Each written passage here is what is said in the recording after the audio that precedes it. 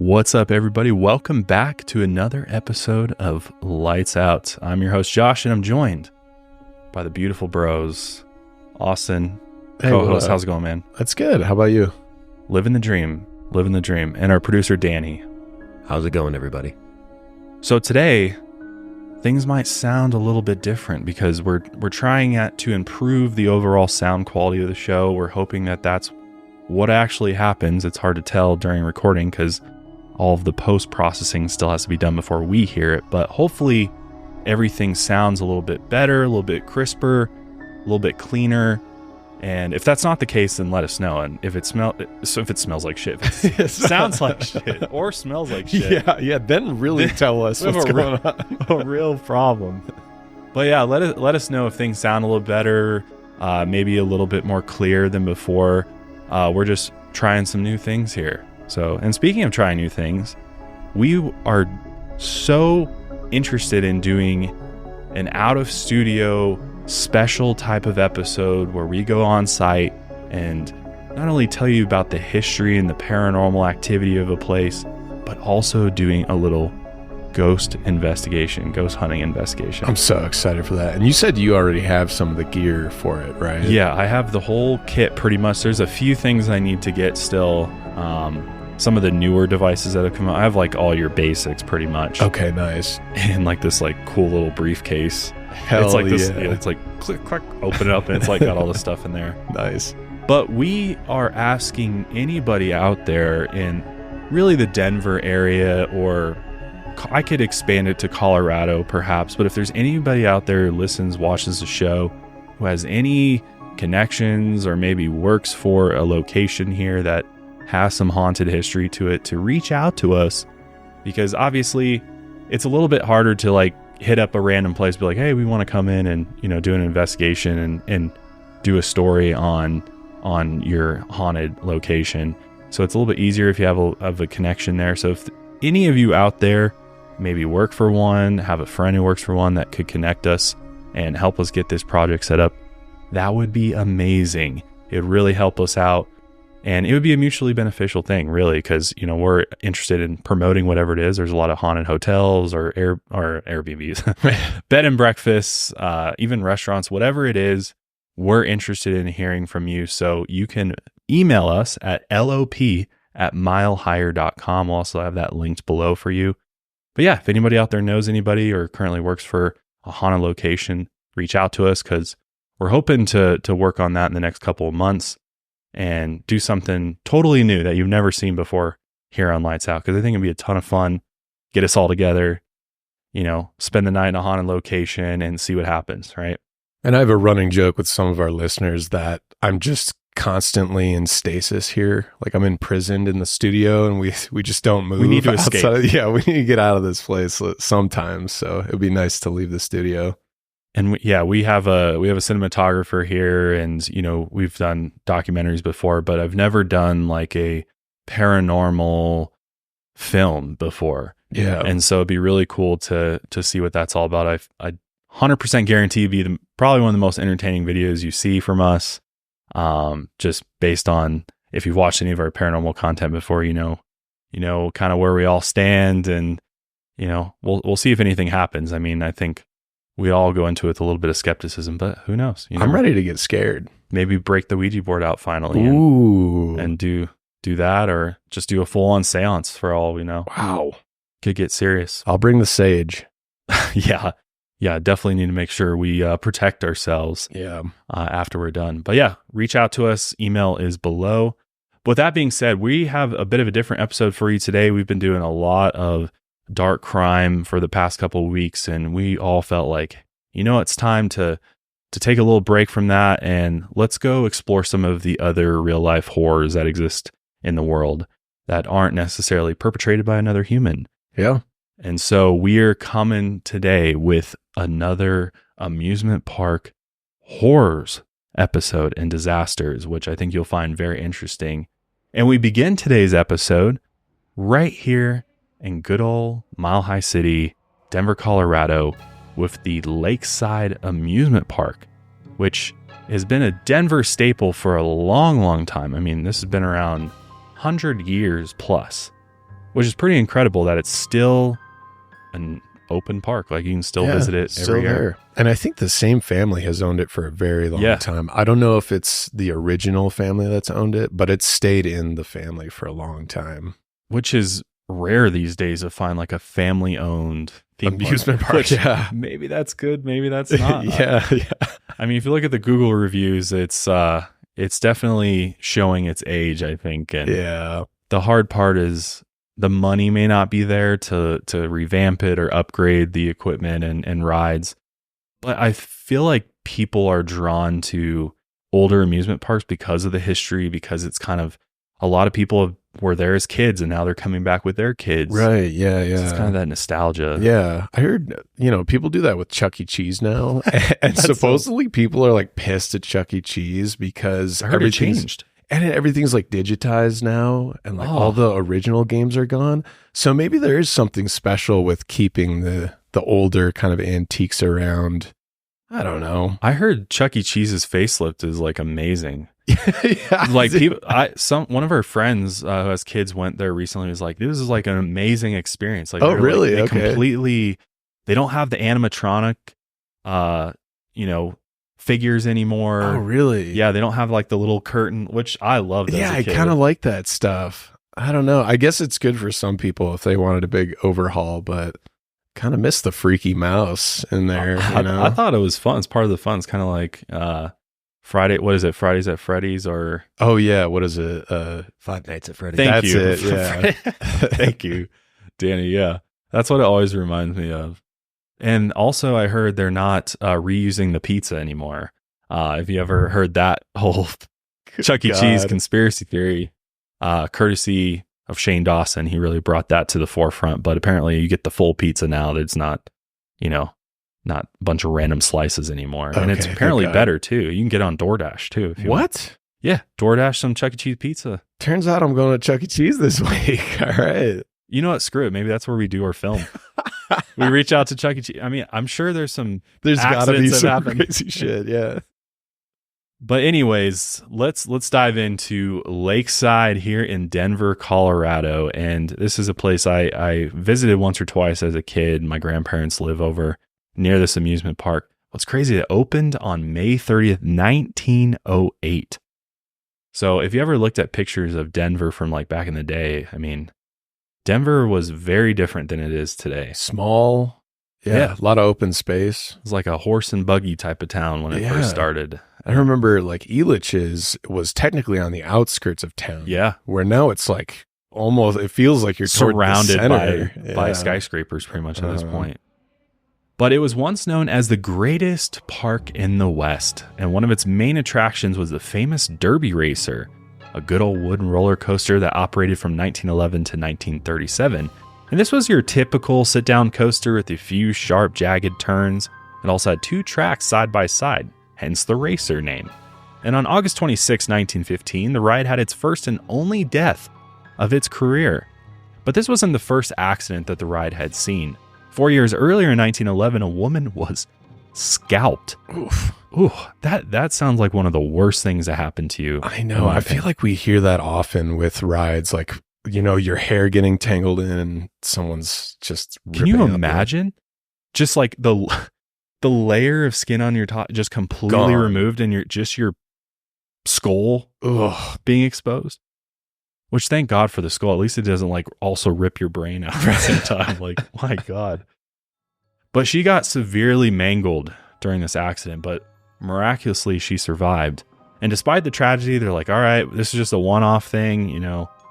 People love the ride, so they continue to operate it. But in 1915, 22-year-old Paul Settlemeyer decided to take his turn on the Derby Racer. Paul was an unmarried man living with his father, Paul Sr., a German immigrant working for the Zang Brewing Company. Paul also lived with his sister Irene and two of his brothers, Carl and Harry. Paul was the owner and operator of the Manhattan Creamery at 2916 Irving Street. And on August 26, 1915, Paul promised his sister Irene he'd stay home with her. She didn't want to be alone that night and wanted some company because the rest of the family was out working. But that evening, Paul broke his promise and snuck out of the house anyway. His sister later said, quote, "I asked him not to go to Lakeside. He left here about 7:15 and I said, "You're going to Lakeside." He said he would not, but he would come home and stay with me, or that he would come home and get me, and then we could go somewhere together. That was the last thing he promised, but when it began to get late and he didn't come, I knew he probably had met some friends and had gone to Lakeside anyway. When Paul and his friends later got to the Derby Racer that night, Paul sat in the front seat with his good friend, Charles Sheik. As the coaster lurched forward around 11 p.m. that night, Paul and his friends enjoyed the Great War fireworks display over the nearby Lake Rhoda. The ride continued on past the ballroom area when all hell broke loose. On the last stretch of track where the ride made a slight turn to clear the ballroom building, Charles felt Paul's body lurch from the seat beside him. Charles later said, quote, "I tried to catch hold of him but couldn't, and the next minute he was gone. I heard him shriek and then felt the bumping of the trains as they ground the body between them. And as soon as we got into the station, I told the man who runs the Derby, and they stopped the machinery." Joseph Mathers was another witness who described the accident. As he was in the car directly behind Paul's, he said, quote, "I was watching the fireworks when I suddenly saw a man in the front car lurch from a seat. Apparently he fell between the tracks and the rest of our cars, and those of the other train bumped the body between them. Oh, God." There was one awful shriek, and that was all. Another witness, William Vogt, thought that Paul's shriek was the cry of some merrymaker started by the explosion of the giant crackers and dynamite used in the fireworks show. According to the passengers on the same train, Paul appeared to be leaning out of his seat. His body was then yanked out of the car just as it rounded the turn and descended on the double railing between the two sets of tracks. The train on the opposite track was slightly behind the train that Paul was on. According to the witnesses, Paul was dragged a few feet and bounced back and forth between the two trains. He then fell down into the tracks and was instantly killed. His body was found mangled in the tracks between the two trains. Two other trains along the tracks, a few seconds behind the one Paul was on, passed over his body, and passengers could hear and feel the bumping beneath them.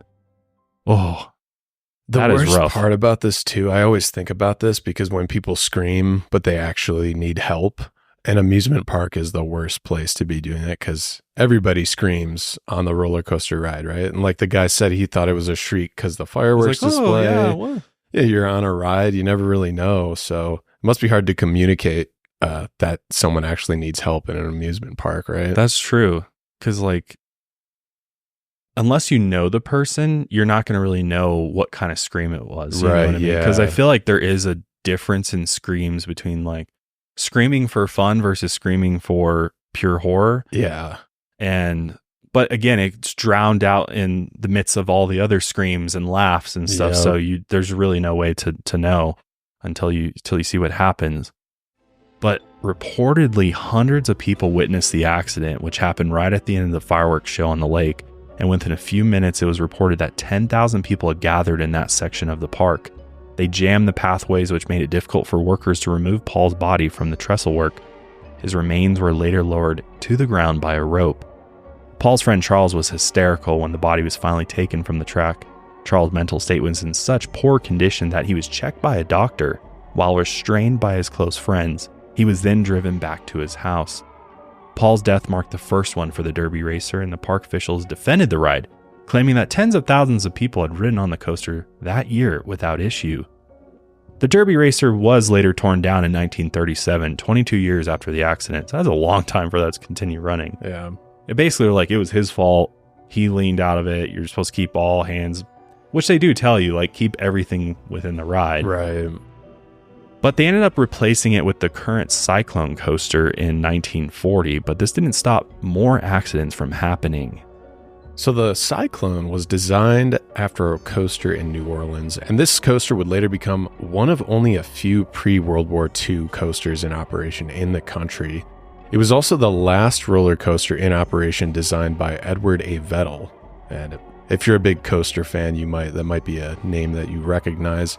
During his life, Edward designed more than 80 thrill rides, including 11 roller coasters across the world, and he was known as the roller coaster king. Today, the Cyclone is still standing, but unfortunately, it's not currently running, or maybe fortunately, it's not currently running. But similar to its predecessor, the Derby Racer, it was bright white and made of wood, which wooden roller coasters honestly are terrifying to me. We were just talking about at Elitch Gardens, there's the Storm Chaser. And in line, as you're going through it, when the coaster is coming around, you can kind of look up and you see the wooden structure like leaning under the weight of the coaster. I'm like, this can't be safe. And you feel it when you're on it. Like when you're going around turn, and I'm like, how does this thing not just fly off the tracks on the turns? Seriously. And the other thing too with the old wooden coasters is it's just a lap. I think I don't know if they've changed it since then, but it's just a lap bar. Yeah. So when you go down those steep drops, like you're like pushing yourself back into your seat. I got skinny legs too, so I might just get sucked straight out of the ride with those lap bars. I always think of that. Yeah, instant. So with the Derby Racer, this ride lasted about 2 minutes and it stretched about 2,800 feet long with an 89-foot drop at a 50-degree angle, and it reached speeds of 55 miles an hour. Lakeside Amusement Park had marketed itself and still does as a family-friendly park, but in 2022, so just a few years ago, a man named Daniel DePaula painted a much different picture here, and we could talk about if we believe this guy or not. But Daniel was a Florida truck driver stopping by the park, quote, just to have a little bit of fun, you know? He had been on the Cyclone a few times that day, and he rode with his hands in the air, as, most do on a roller coaster. I don't think that's, obviously they do say, most rides say, keep your hands, inside the cabin. But I don't know. I think that's fair game to raise your hands up. But supposedly on his fourth ride, something went horribly wrong. And on a downturn, he lifted up from his seat and his hand actually made contact with a wooden beam at high speed.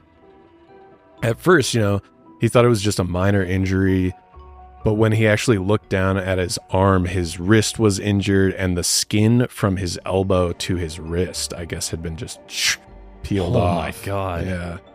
According to him, he went to the hospital later where doctors discovered he had a severe fracture, and he also needed surgery, and supposedly his medical bill came out to be over $100,000. Oh my God. Which is wild. Like putting his arm back together practically. Right?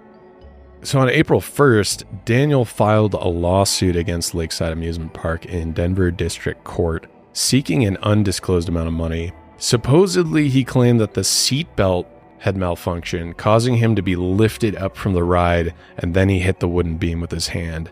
And his story even made the local news. Take a look at any roller coaster ride and you'll see people raising their hands, just like Daniel DePaula did last year on the historic Cyclone roller coaster in Lakeside.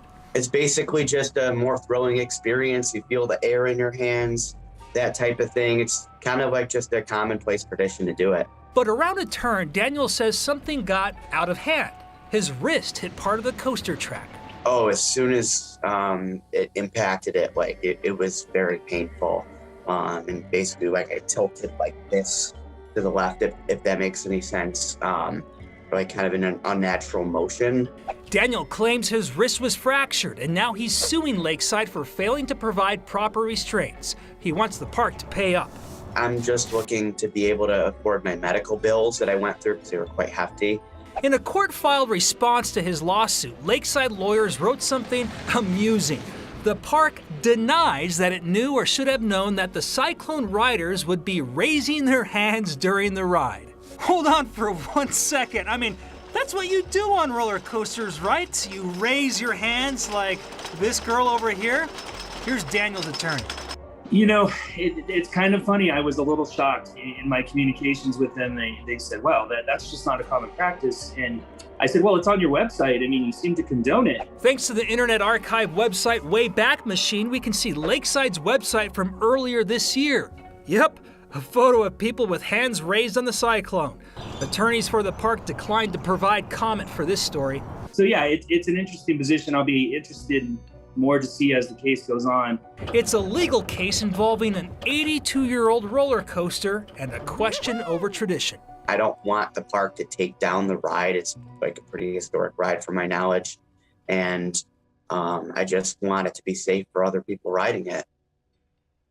So amusement park rides here in the state of Colorado are inspected annually, that's good, right? At the very least. Yeah. I'm surprised they even let wooden rides period be in Colorado because of the dry climate. Like even if in your house, if you have wood floors or something, or even just houses in general, just from being built with wood, like everything shifts and moves, not only because of the soil, but also just the lack of humidity here. It's wood just does not do that well.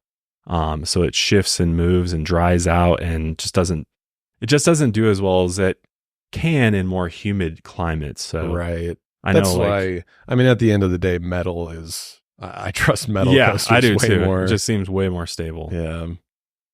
So the state's Division of Oil and Public Safety then certifies the ride, and they oversee roughly about 200 ride operators and about 900 rides in the state, which that math doesn't really add up, does it? 900 rides, but only 200 operators? I don't know. That was just the stats that I find.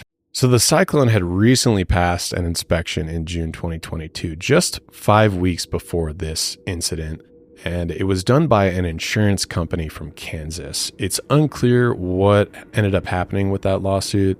Many believe Daniel exaggerated his injuries and he was just trying to get some easy money from the park. I don't know. I didn't see any like pictures that he took. And it was just like, hey, this was my medical bill, but I didn't see like an itemized medical bill. So I'm a little skeptical on his story. And the lawsuit was, what was it for? It was for, an undisclosed amount of money. I would assume he was trying to take them for all they were worth, but who knows? He might have been severely injured, and it is an insanely old ride, so maybe the park is at fault here. I mean, think about it if it were you. If you even got minorly injured at an amusement park and it wasn't your fault, and it was the ride's fault, and you go see a lawyer, you're like, how much can we take these guys for? Right? This is the... So I don't blame him for trying, but I agree. There's probably maybe a little bit of exaggeration going on there to maximize that settlement money. True. This is the USA, the country of lawsuits. Sue happy. Here. Yeah. Everybody's sue happy. Yeah. So. But the Cyclone is currently no longer operating, and many think that this incident might have been the straw that broke the camel's back. But the weirdest part of this story is it led me down a strange amusement park rabbit hole.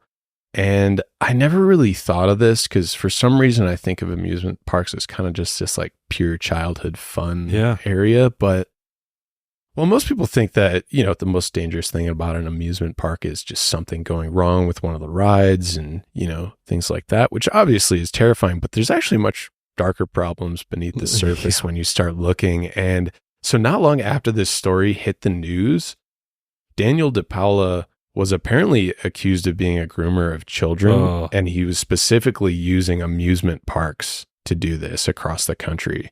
And think of it, I mean, he's a trucker. He probably went all over the place, hit up all the amusement parks. And apparently sexual predation is massive. That is terrifying to think about, but I believe it to be true. 100%. Yeah, and specifically in the fandom, because obviously, like, amusement parks are these places where children love to go, and they aren't always accompanied by adults. We were kind of just talking about this, where you just see a huge group of like 13-year-olds, and you're like, oh, that's whatever. But also, like, I hope there's a parent somewhere around here.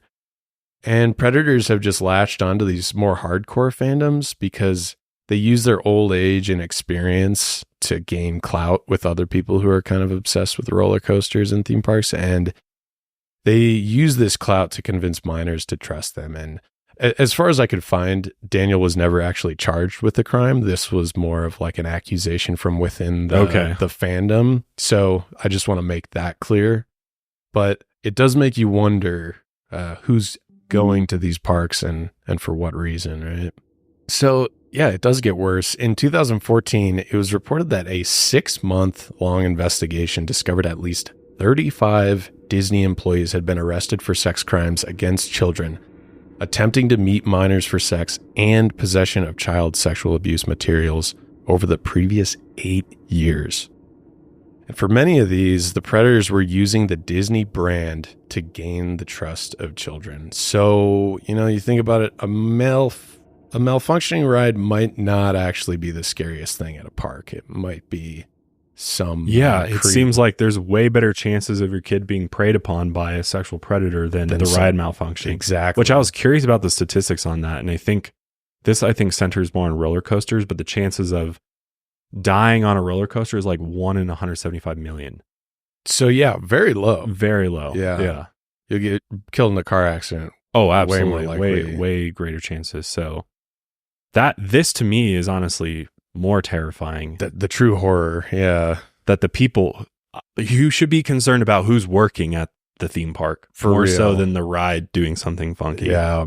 And I don't know, not to be a worrywart, but just make sure your kids are okay when they're going to amusement parks. Yeah. Parents that just drop them off there, I'm like, there's a major risk there. Yeah.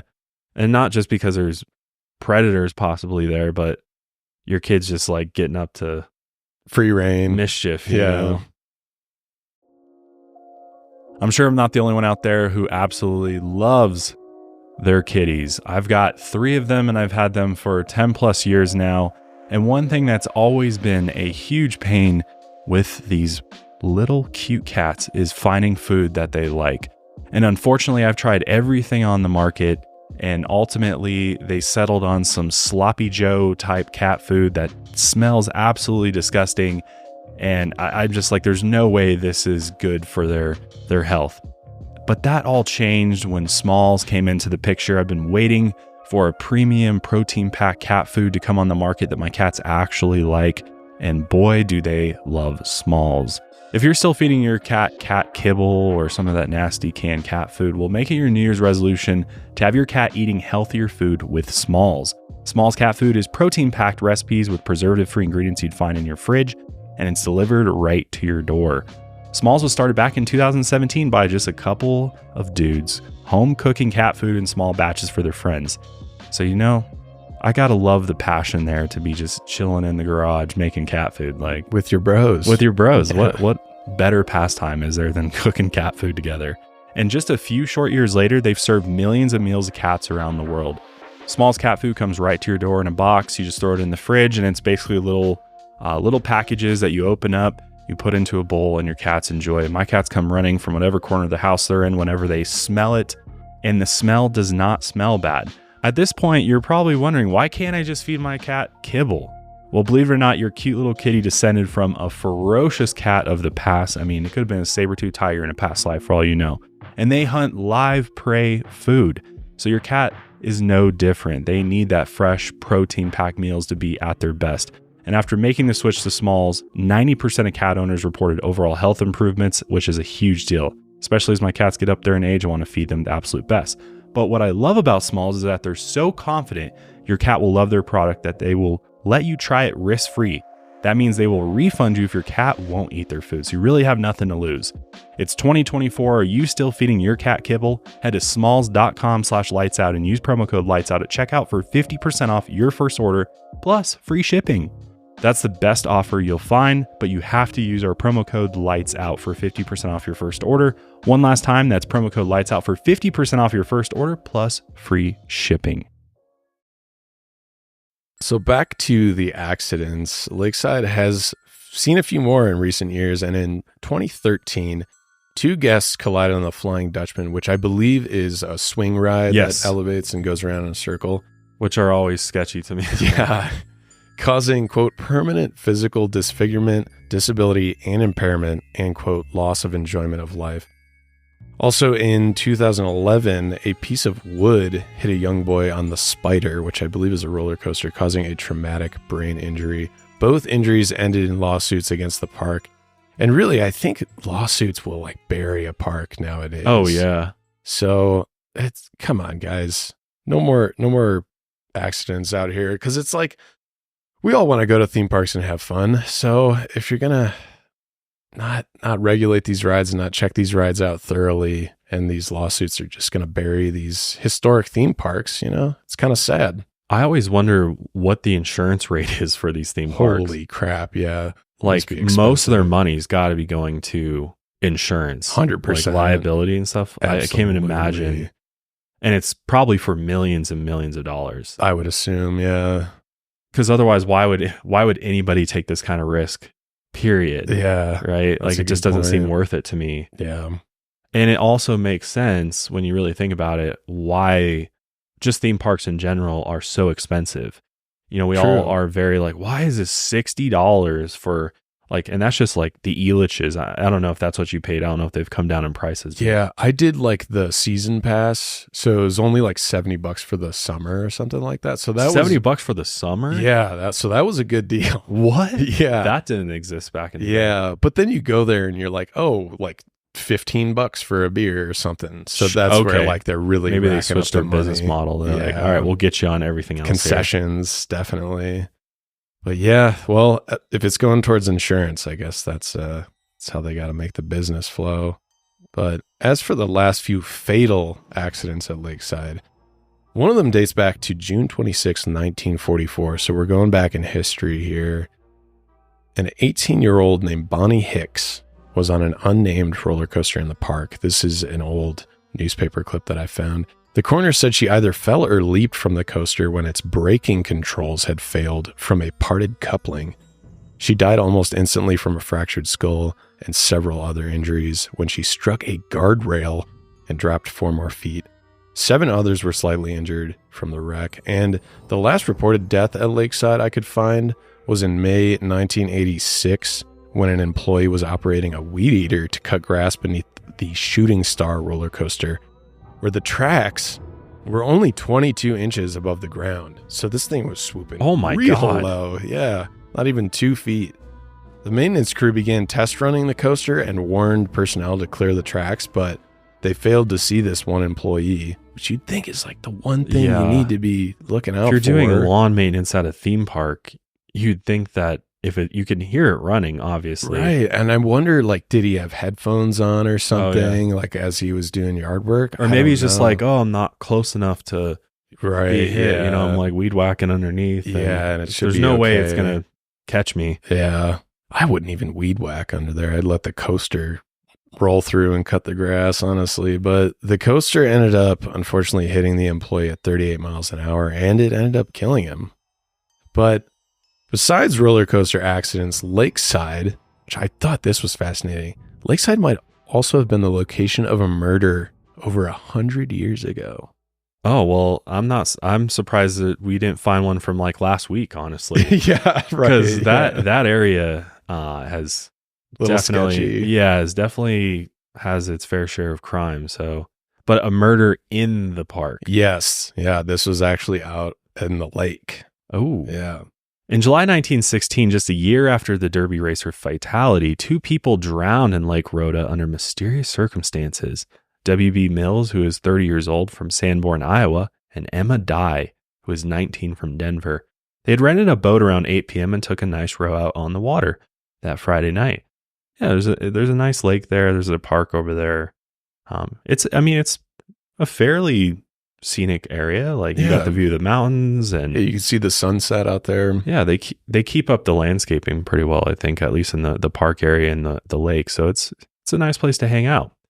But at closing time, the owner of the boating concession realized one of the small skiffs was missing, and he went out looking for it with searchlights and lanterns. Out in the water, he only found the empty, overturned boat and a man's hat on the north side of the lake. The initial search failed to locate anyone and ended at around 2 a.m., but the next afternoon, 2 boys went rowing and spotted the bodies of the man and young woman just beneath the surface. As it turned out, Emma and W.B. Mills had only been introduced the day before by one of Emma's neighbors. W.B. mentioned that Emma should go see a movie or go to the park with him, and they ended up at Lakeside later that evening. When they didn't come home that night, Emma's parents immediately notified the police. But this is where the reported story ends, and to this day, no one knows exactly how they drowned, but some think there might have been foul play involved. My theory is that it's this 30-year-old guy kind of preying on this young, what is she, 19 years Yeah. old? He kind of gets her, or convinces her, maybe strong arms her into this date with him because they're like getting hooked up with this neighbor. And they go out. I think what happened is that he goes out there with her. They're isolated. Maybe he gets a little handsy or something. She defends herself and they get into a struggle. And then they end up going over the boat and kind of drowning each other possibly. Kind of fighting.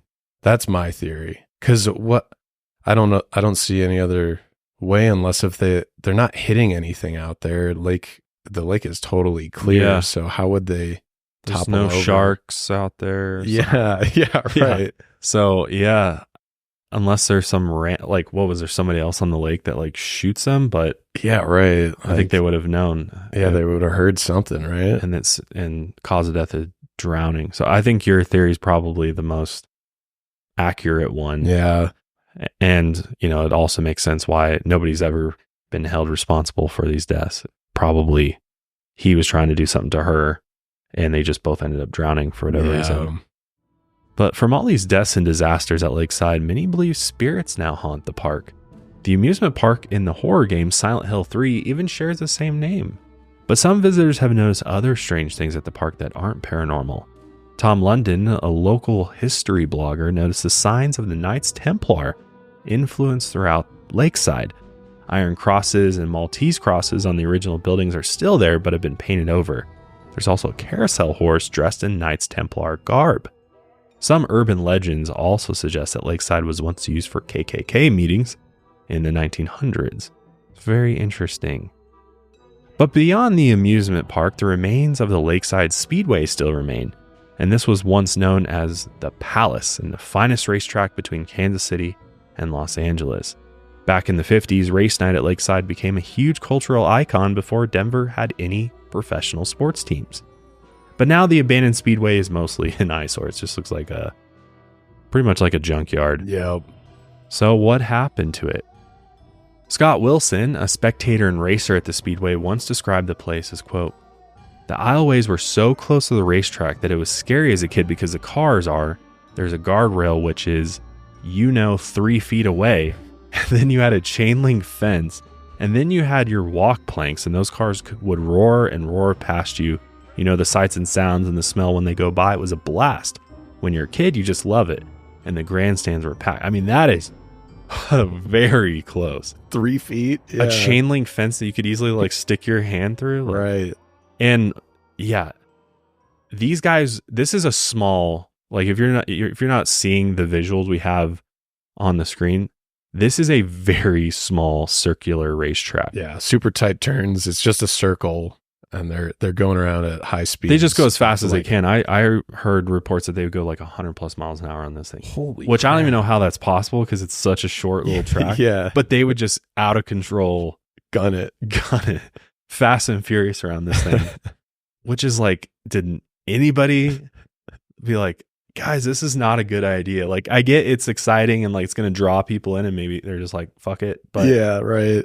I also love how he mentions the smell, and it's like, yeah, you could just smell like it must be everybody's just carbon monoxide poison. Yeah, it's like the diesel engines and like all the burning rubber too. Yeah. It just must have reeked. Yeah, you'd go home smelling like a burnt tire. Right. Yeah. I guess part of the thrill was the risk of an accident happening, which is common for race car enthusiasts. As long as people weren't seriously hurt, car wrecks were part of the fun. But on July 24th, 1988, one car wreck changed the Lakeside Speedway forever. As fast as the other drivers noticed what was happening, it was over with. As the cars rounded the track, a black race car driven by 22-year-old Gary Burton got on top of another Camaro and was flung, guess what, right over the guardrail at 50 miles per hour. That is a missile. Yeah, that's terrifying. Oh my God. And the fact that there's like kids there, I'm like, Right. Oh my God, this is so dangerous. So it flipped over the rail and smashed into the chain link fence. Jesus. It flipped over the rail and smashed into the chain link fence, protecting some electrical poles near the bleachers.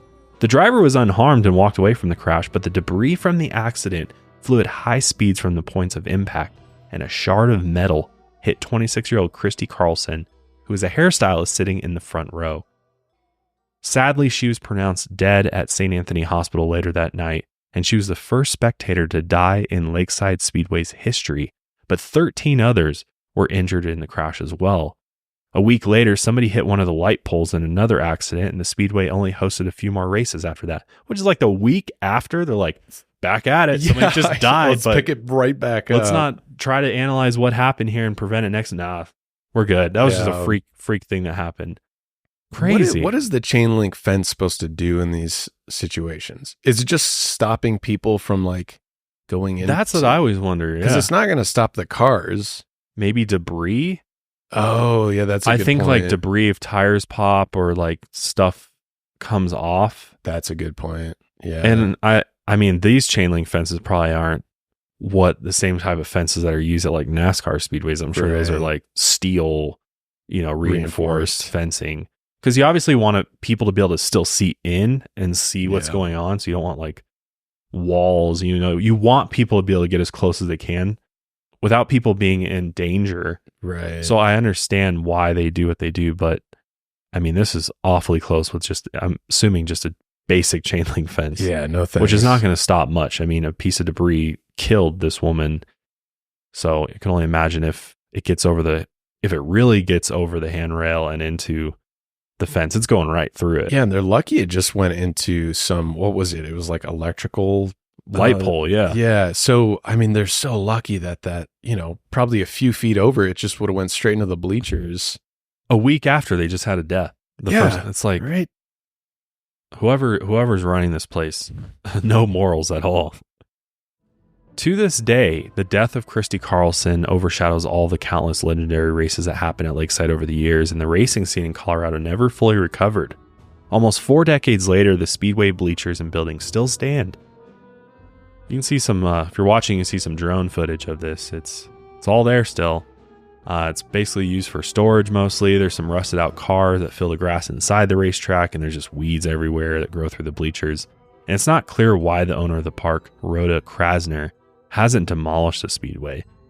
I assume cost to demolish it. The Maybe whole it's not thing, worth yeah. it, or maybe he's just like holding on to it for sentimental value. True, yeah. It's like this historical thing. Maybe he's hoping it'll help add value if he ends up selling or something. Yeah, that's a good point.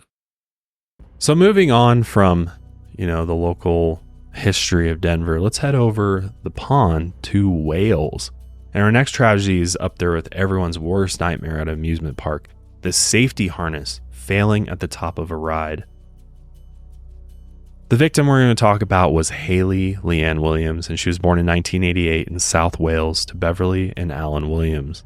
From childhood, she had a passion for music. She was described as having the voice of an angel. She could also play the clarinet and piano. And she was a member of the Bridget Thomas School of Music.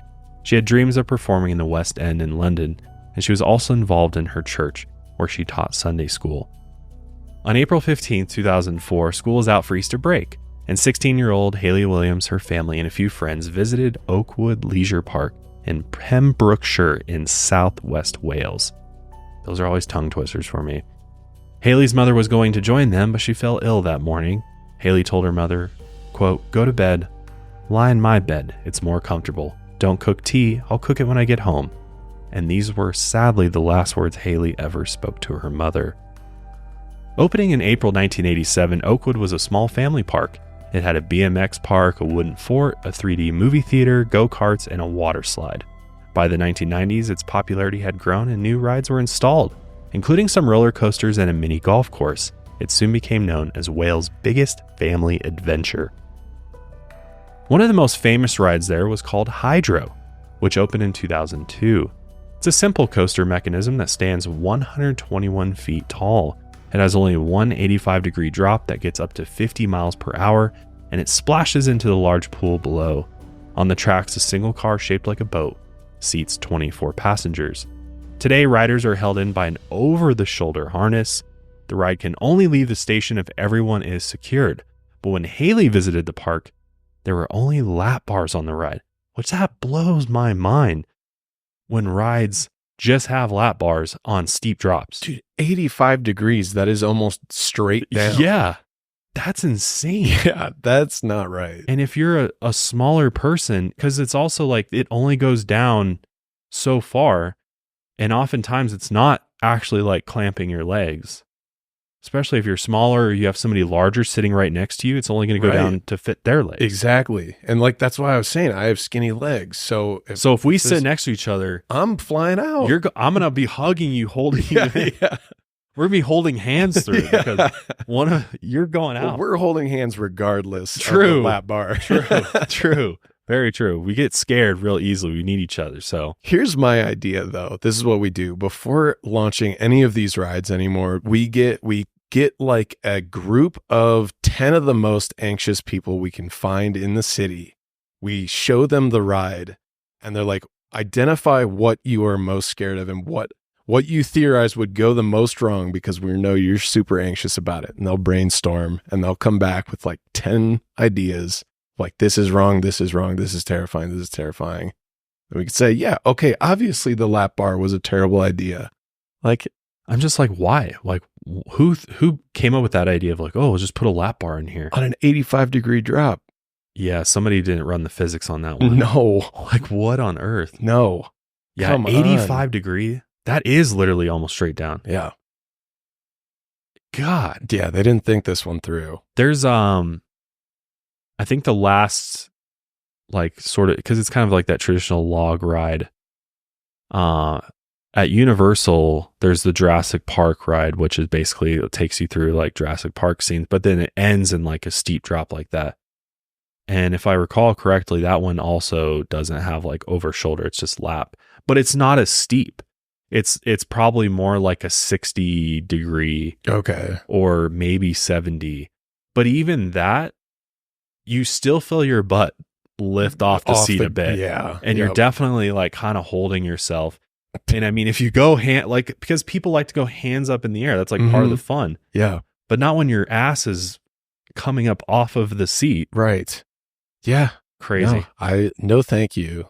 I mean, I'll do it, but not going to have a good time if there's just a lap bar. No. And this is a huge tragedy that happens next. But Haley, her friends, and the family decide that hydro would get everyone soaked. I mean, it's so much fun, especially if it's hot out.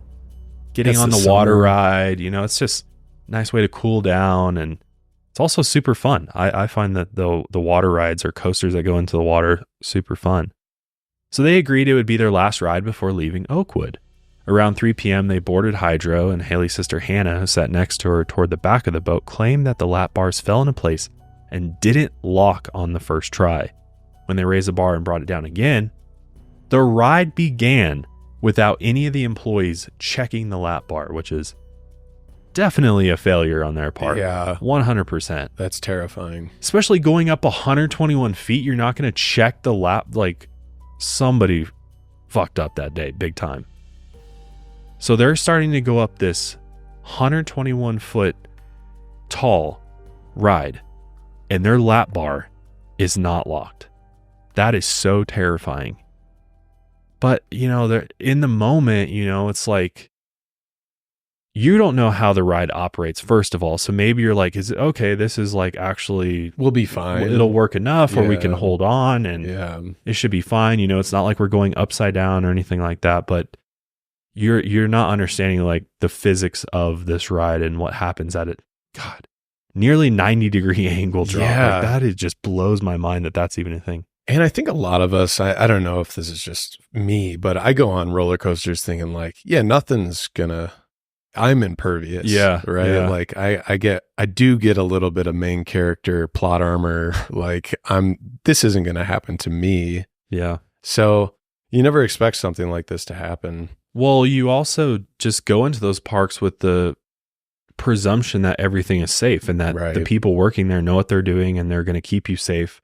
There's this trust that just happens when you walk through the door. Mm-hmm. Not now after this, but but before, especially as a kid, you have no idea. You just like, oh, everybody's having fun. It's like one of your favorite memories is going to the theme park, right? Yeah, of course. And so the last thing you're thinking about is, I could not leave this today. I might actually, this will be my final spot. Yeah. Which is just so sad.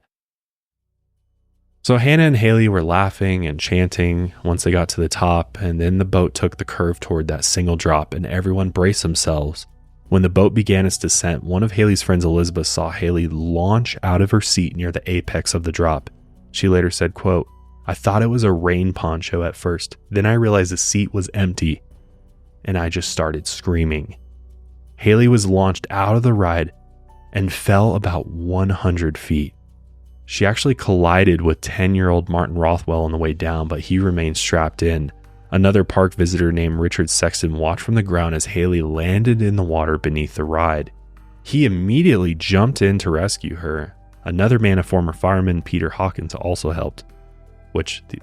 How brave and like absolutely incredible to see. Yeah. They jump in and they pulled Haley from the water. Peter's wife was an ICU nurse and she performed CPR, while another witness called emergency services, and it's believed that Haley was still alive at this point. As for Martin, the boy who was struck by Haley during her fall suffered a head injury. Both Martin and Haley were taken to Withy Bush Hospital, and Martin survived his injuries. Haley's mother, Beverly, was immediately notified by the authorities, and she said, quote, "It was 3:30. They came banging on my door, and there had been an accident, and I needed to go to Haverfordwest as quickly as possible. I didn't know what had happened. This is going to sound strange, but there's a little town before you get to the hospital called Bethlehem. We went through this little town, and it was as if I knew before I got there that she wasn't going to be alive.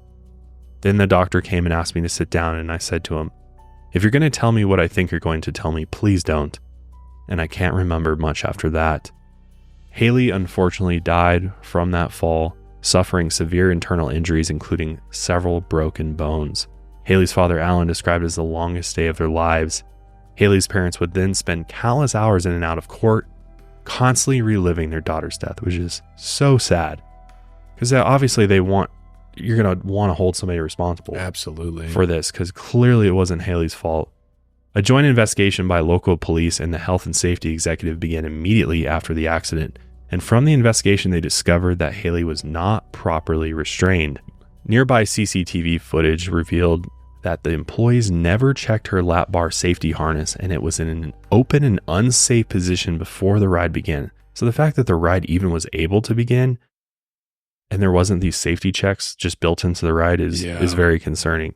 It's anything to cut costs, right? Oh, that safety feature? Nah. Yeah, we don't need it. We trust our minimum wage teenage employees to check do everything. the checking, which is the reality, which is just sad. But a mechanical engineer from the park testified that the ride safety was a serious problem. Even though it wasn't mechanically faulty, he could exit the exact seat where Haley sat that day, even with the lap bar lowered and locked. That's what terrifies me. So everybody who rides that is at risk of falling out. Right. My God. Other experts explained that the G-force of the ride at that moment would have been more than enough to throw Haley from the boat, especially since she sat toward the back.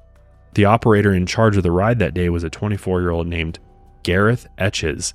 He had only had 20 minutes of training and admitted that he hadn't fully read the operational manual. Oh, man. Oh, my God. Even though he had signed a document saying that he did. So he lied about even reading the manual. That is so scary. He said he could clearly see whether the bars were down or not, but there wasn't a way for him to reach down and check the other side of the lap bar where Haley sat. Gareth and the employee assisting him that day, 21-year-old Rebecca Chittleberg, also made visual checks. So they're just looking. They're not actually like pushing down on it, which they should be. But I also get, it's a water ride, so they can only check what's closest to the ground, and the other side of the coaster is water, so they can't really reach over to the farthest seat. So that's just inherently something wrong with that's a major risk where it was constructed. They should have thought of that. The coroner, Michael Howells, stated that the evidence collected from the 4-day investigation did not support that Haley's death was a result of gross negligence. He claimed it was an accidental death and a narrative verdict, which a narrative verdict is available to coroners in Wales. The circumstances of a death are recorded, but they do not attribute the cause to an individual. After 2 hours of deliberation, the jury returned a unanimous narrative verdict, which obviously sent Haley's mother over the edge, and she actually stormed out of the courtroom. She said, "What the hell is wrong with him? I don't believe it is not an accidental death, and it's not a narrative verdict. It is an unlawful killing." Alan Haley's father said, quote, "We are disappointed the jury were not allowed to decide whether Haley was killed as a result of negligence of Oakwood. Haley did nothing wrong on the day she died other than set foot into Oakwood Park." That really sums it up. It really does. Oakwood's chief executive, Patrick McNamara, said the ride was safe when properly operated. But a year after the trial, on May 18, 2007, the health and safety executive said that Oakwood would be officially prosecuted. Hell yeah. In February 2008, they charged Oakwood for not ensuring the guests were properly and safely restrained, and Oakwood pled guilty to breaching the Health and Safety Act. And in December 2008, the park was fined £250,000 and £80,000 for legal costs, which at least that happened. But still, I feel so bad for Haley's family. Like, Right. Horrible. And it's like the chief executive, oh, this is safe when properly operated, except it is absolutely not. No. And we've proved that The it's mechanical not. engineer literally proved that Yeah, even when it's- safely operated, it's still not safe. Yeah. Due to the What are you G-force talking and about? the drop. It just... No one wants to take responsibility at the end because Well, they're worried about the money, right? It's all ultimately profits over human lives. And, Yep. I mean, that rings true everywhere. Everywhere, yep. Haley was laid to rest at Merchant Hills Baptist Church, where hundreds attended her funeral. On her headstone, the words, "I will always love you," were etched. This was a song Haley loved singing to her mother, and during the service, they played a recording of Haley's singing. As for the Hydra ride, it was closed down for the rest of the year, but reopened next season in 2005. Like, we'll just let it blow over and people forget. But it was later renamed to Deranged in 2011, and today, a different over-the-shoulder harness is now used. And as we mentioned before, if the harness is not secured, the boat cannot leave the station, which why isn't this just in the laws? This should just be on every single ride ever, right? I'm like, is it really that much more expensive to just add an over-the-shoulder thing? Like, wouldn't it make more... If I owned a theme park, I would absolutely want to make sure everybody's safe because I don't want to be sued, right? You don't want to... Right. It's like, okay, if you're cutting costs here, you're just going to get annihilated with Right. with lawsuits and fees and stuff. So why not just, nip it in the bud now and make it more safe? Especially if like mechanical engineers, somebody who's far smarter than me, who understands the physics and the science behind these rides is like, hey man, the safety mechanisms in place don't do anything. Yeah. I just proved this myself. So you will have somebody fall off of this and die. Right. I would immediately be like, that is horrible. A, I don't want anybody to die at a day at the theme park. It's supposed to be like one of the best memories they have. Yep. But B, the legal liability is something I wouldn't ever want to deal with. So it just blows my mind that they're willing to cut corners. Like these businessmen that own these theme parks are just like, Whatever. I'll take the risk if it Yeah. means a little bit more money. Which the risk is, someone else dying. Right. Come on. You're willing But to take that chance? good on that, the mechanical engineer, because he was even willing to accept. He's like, look, actually nothing is mechanically faulty here. It's just the design of the seat and the lap bar going over is faulty because, there's like, it's locking. Yeah. The mechanism is locking. It's just that we can slip out of it. That's Right. the problem. Right. Ugh. Which for the lap mechanisms, I can understand if it's just like one of those, like there's a lot of rides that are just like kind of like flat. They Pretty stay chill. flat, like Yeah. Haunted Mansion and stuff, where there's not really a lot. It's just like movement Yeah. Yeah. and it's not going 50 miles an hour. Right. Right. I can understand lap harnesses for that. You don't need to be like over the shoulder for Yeah. those. That's a bit excessive. Yeah. But I think anything that exceeds like 20, 30 miles per hour, and especially going up into the air, where if you fall out of this ride, you're going to experience severe injury or death. It just seems like a no-brainer to me. Like, why Right. take that chance? At an 85-degree drop. Yeah. And Come on. I guess it's probably because a lot of the rides were just designed prior to this over-the-shoulder harnesses being a thing. Yeah. So it's like this historical ride, and there's no way to really update it. So it's going to cost millions and millions of dollars to tear it down and build a new ride. So they're just like, people love this ride. If we tear it down, it's bad for business, and we have to build a new ride. So I assume that's part of it too. They're just like, Yeah. we'll try to keep it running as long as possible, but I don't know. Doesn't seem worth it. No, not at all. I mean, from the story, we know that it's really not worth it in the end.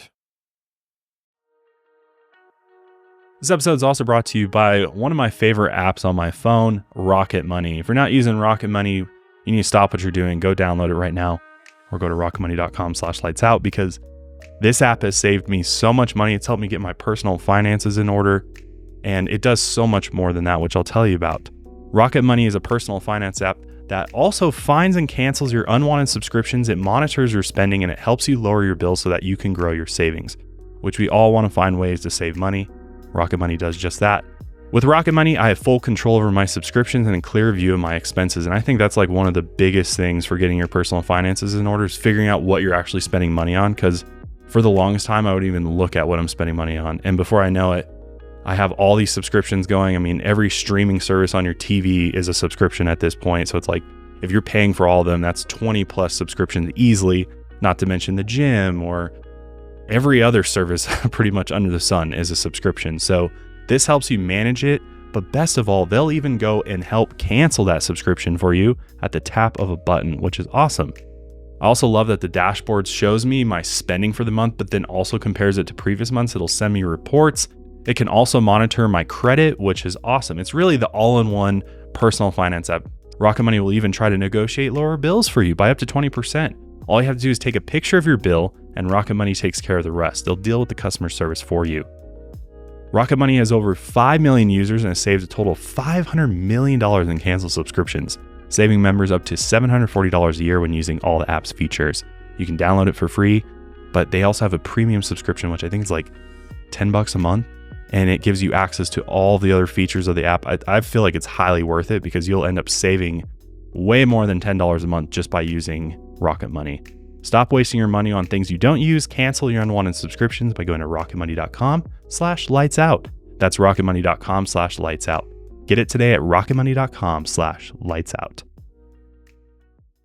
We're going to hop over, you could probably expect if you're listening to an amusement park disaster episode, we are going to touch on the mouse here. We're going to hop over to Disney. So even at the happiest place on earth, things can go terribly wrong. And let's just be clear, it's not the happiest place on earth for an adult. It's just... I will defend Epcot as really fun for adults because you can do like the beer tour in all the countries. Yeah, and be broke by the end of the day. Yeah, true. It's expensive as hell. Yeah. Dude, it's so expensive. I went to Epcot and it was like, oh, I'm going to stop at every part of the world. And yeah, we went to Epcot. When'd you guys go? It was a few years ago, I think. Like 2 years ago, maybe? Oh, it was after COVID? Yeah. Because I heard prices got way crazier after COVID. The last time I was there. Yeah, because I think it was still masks too. We had to still wear masks while we were there. Okay. I was there like 2017, 2018, and it was still expensive, but not like, you're not like breaking the bank and going broke there, no, but you're also in the Florida sun, just sweating your ass off, like back covered in sweat. You're thirsty as hell. My family and I, we went like late September. See, that was a good move. Yeah. And like all the kids are back in school. So adults are kind of running the show. No, we went in like prime season and it was, we all wanted to just like end it all at the end of the day, dude. And the walking, Epcot kills me with the walk. It's so much walking. I'm like, can we get some like, some segways? Some segue. Dude, seriously, they need to like figure out. It's good exercise, but when you're just being beat down by the Florida sun and then you start drinking booze, walking around like serious dehydration. Yeah. It's not good. Yeah. They should at least have like free Gatorade or something, but no, everything costs $10 or more. Yeah. Okay, fair enough. Not the happiest place on earth. And then if you go to Disney World, you will ride 3 things the entire time. During the 2 hour season. waits. Yeah, no, it's ridiculous. And even now, like I've heard that even with fast passes, you're still waiting. Oh yeah, which is wild. That's so stupid. 30 minutes to an hour at least. Yeah, depending on when you go. I don't know. I'll go for my child, but I will be. We'll make this sacrifice for. I will find a way to make sure that I am relaxed in some way, shape, or form, because.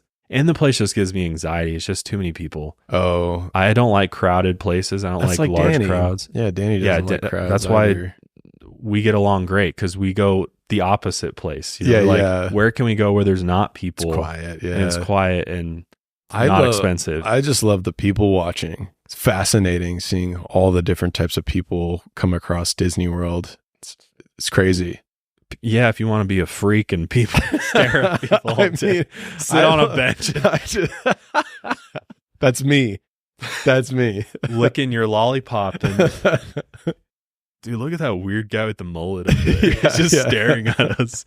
Like I will say, you know, I'm not going to sit here and defend Disney. It's a massive corporation. Also, some horrific things have happened here, but I've heard bad things from employees, but I've also heard good things too. I know people who work there. They're like, I loved it. It was the best company I ever worked for. Other people are like, it's utter shit. Yeah. I don't know. I will say just personally, the last time I was there with my family as an adult, so this was like 6 years ago. I don't know. I had a blast. All right. All right. That's my truth. All right. Don't kill me for it. But I had a great time. And I saw Cirque du Soleil there at like downtown Disney. I think that's cool. They don't run it there anymore. No. But that was insane. That's cool. Yeah. That was a great show. Wow, you just had like the time of your life. I really happiest place in the world. I really did. Dude, we went to a hotel for dinner. This buffet. You remember we went to the buffet?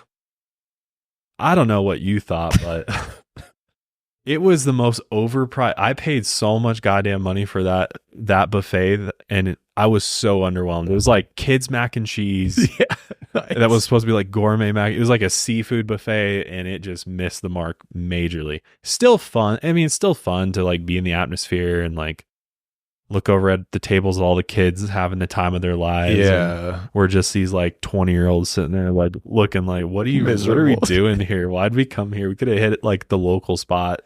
Been way better for dinner, but it was still fun. I mean, it was still fun, and we saw fireworks. Like the fireworks, I will say, Disney's got lit fireworks. Yeah, did you go to the Magic Kingdom fireworks? Yeah, dude, they engineer that show like crazy, and now they have. I was blown away because I went back in the day when they didn't have. Now they project those images on the castle and stuff. I thought was wild, really cool. Yeah. And I remember by the end of the show, I was like, how are these fireworks just like more insane? Like, are they shooting bigger fireworks? But then you know how I kind of badger the employees there because they oh god, dude, no I'm not like I was just like hey. Excuse me, no, excuse me, Mickey, can you tell me about the fireworks show? No, I'm just curious. And so you signed up for the Disney Princess meetups. Let's be honest. That's what I totally you wanted did. to I see got all their signatures. Cinderella, so you could propose. No, oh my God, Disney adults are very insufferable.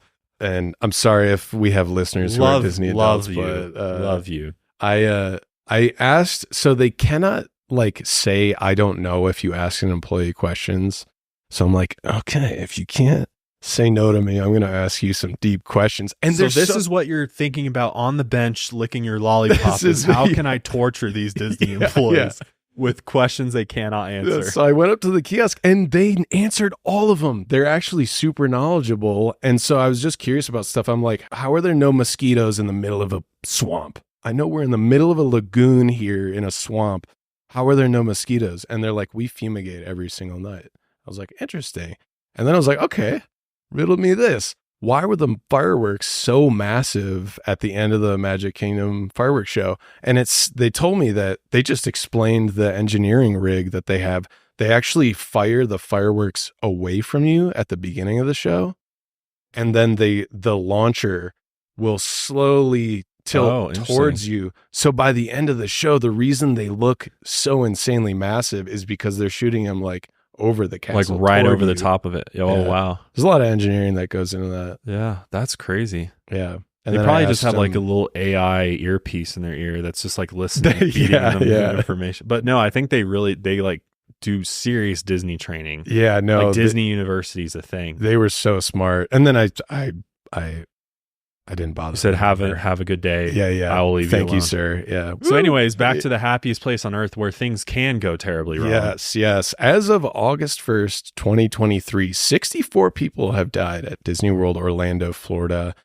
But actually, in the grand scheme of things, I don't want to minimize people's deaths. That's still horrific that people are dying. Still here. 64 too many. Yeah, exactly. It should be 0, but I mean, but if you look looking at it from a statistical perspective, it is pretty astounding. In the grand scheme of things, they're actually really good at not having fatalities at their parks, especially when you consider that 58 million people on average a year visit Disney World. So to only have 64 people die there is the odds are very fantastic. Yeah, for Disney. You could say they're magical. Dude, I like that one. That's good. Play the Disney. Yeah, I know. God, Disney intro there. Just Photoshop some like Mickey ears on me for this whole sequence. Denny's like, I will. Yeah. But yeah, so I mean, still, there are lethal amusement ride malfunctions that still happen there. Monorail train car collisions, lagoon boating accidents, alligator accidents. Yes, we covered that one in the last one. Poor kid that got which Attacked is by an alligator. tragic. And they eventually ended up killing a few of those gators out there as like kind of retribution. But anyways, some of these situations, you know, they're more bizarre and unusual than your typical operating accidents. You know, we've talked a lot about ride malfunctions, but you know, this also might remind you that mechanical rides, they're not always the scariest things. And rather than finding more mechanical failure fatalities at Disney World, I tried to, you know, think outside the box a little bit, find some more. You think with how many people are there that there's bound to be a few bad eggs that get. Oh, yeah, exactly. So there's actually more rare, horrific circumstances that have affected the park over the years. Back in 2000, there was a hostage situation in the Boardwalk Inn that lasted for hours, and it was unknown to most of the guests at the time it was happening. The Boardwalk Inn is within walking distance of Epcot, and it's supposed to replicate the charm and joy of Atlantic City. It kind of looks similar to it, the color scheme and the buildings on the water and everything. But on June 29th, 2000, unfortunately, it replicated Atlantic City's crime and violence instead. A 39-year-old man named Bismarck Rodriguez and his 4-year-old son Christopher checked into the Boardwalk Inn. Bismarck was allegedly going through some marital problems at the time, and he hadn't seen his estranged wife and 3 of his children in weeks. For whatever reason, he believed that one of the male room service waiters at the hotel knew something about his marriage or was somehow involved in the problems. So Bismarck picked up the phone in his hotel room and he placed a few room service orders, hoping that he'd get the man he was looking for up to his room. But after racking up an extremely expensive room service charge, he soon realized that his plan just wasn't going to work. So instead, he decided to grab his .357 Magnum handgun from his luggage and yank an innocent waiter named Rafael Carmona into his room while he was delivering food. He also took his own son, 4-year-old Christopher, hostage at gunpoint. Bismarck then made a call to a local Orlando news station, and he said he and his wife of 14 years were going through a divorce. He said he hadn't seen his other 3 children in about 30 days and wanted to speak with them and his wife immediately. You know, what better way to bring your family back together than a hostage situation and your son at gunpoint? Definitely right? effective. Yeah, God, what an idiot. Which, fun fact, Disney World has their own police force. Do they really? Yep. I didn't Disney know World that. Security.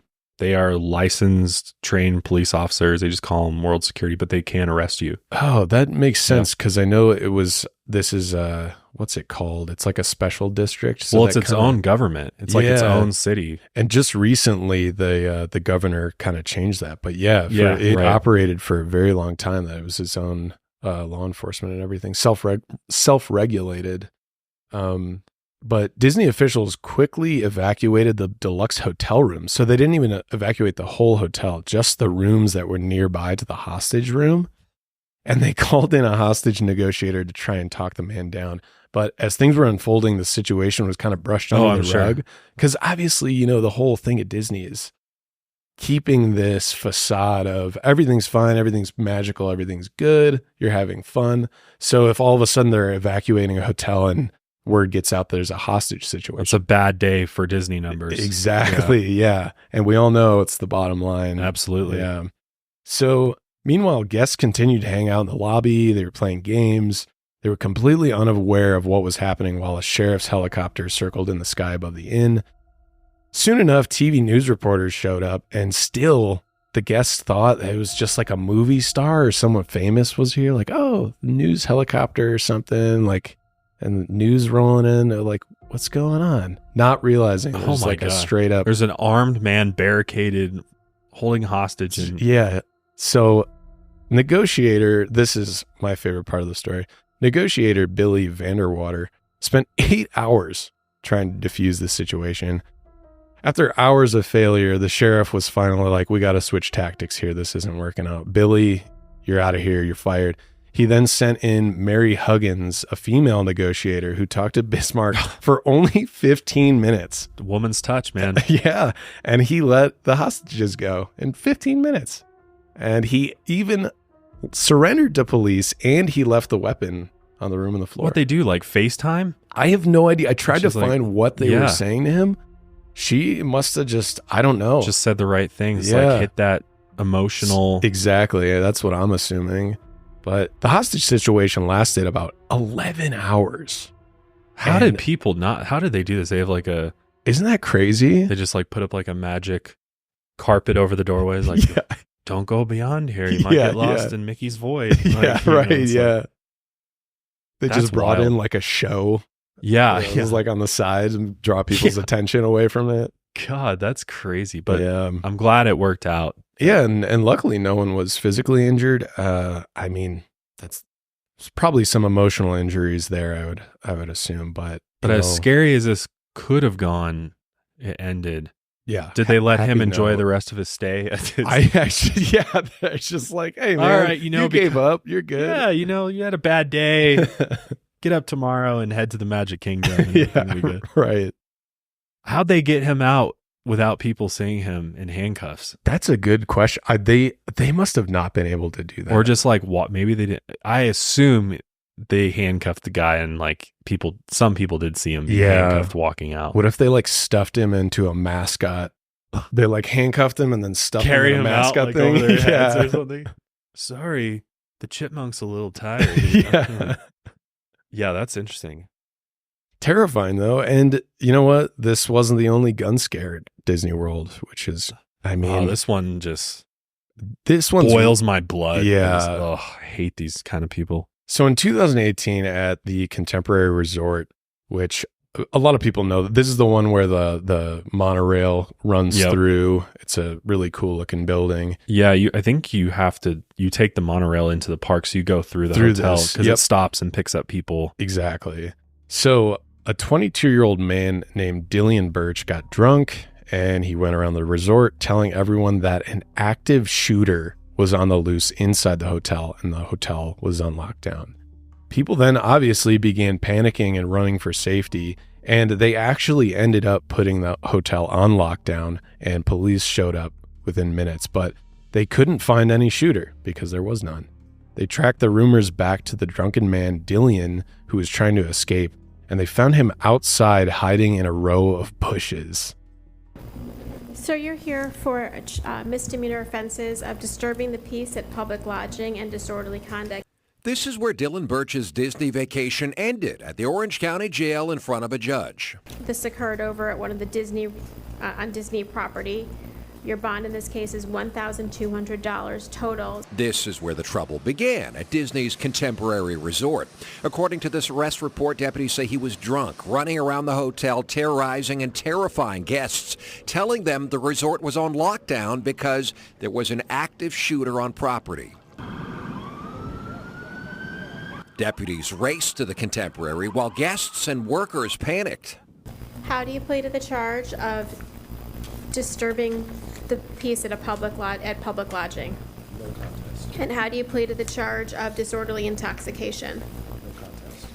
Birch pleaded no contest, he said, but the judge adjudicated him guilty and ordered him to stay in jail and off Disney property. Why did he do it?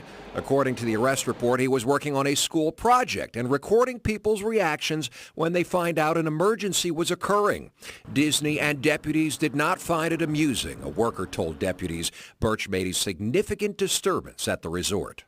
Thank you, Mr. Birch. Dude, how drunk are you, first of all? They're like, I'm going to say I'm an active shooter at a Disney resort, and this will be fun. Bunch of morons. When they asked him why he caused the panic, here's the worst part, guys. Oh, And I'm just blanket apology for all us YouTubers. You know what? Some we're of not us aren't all like this. completely stupid. He said he was just conducting a, quote, social experiment to get views on his YouTube channel. This is why the world is the way that it is. Yep. This is why we can't have nice things.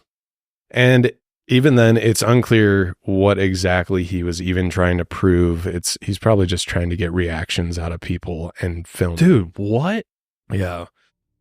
So Dillian was then banned from Disney World for the rest of his life. which that's good. And he was also sentenced to 3 days in jail after pleading no contest to disorderly intoxication and disturbing the peace.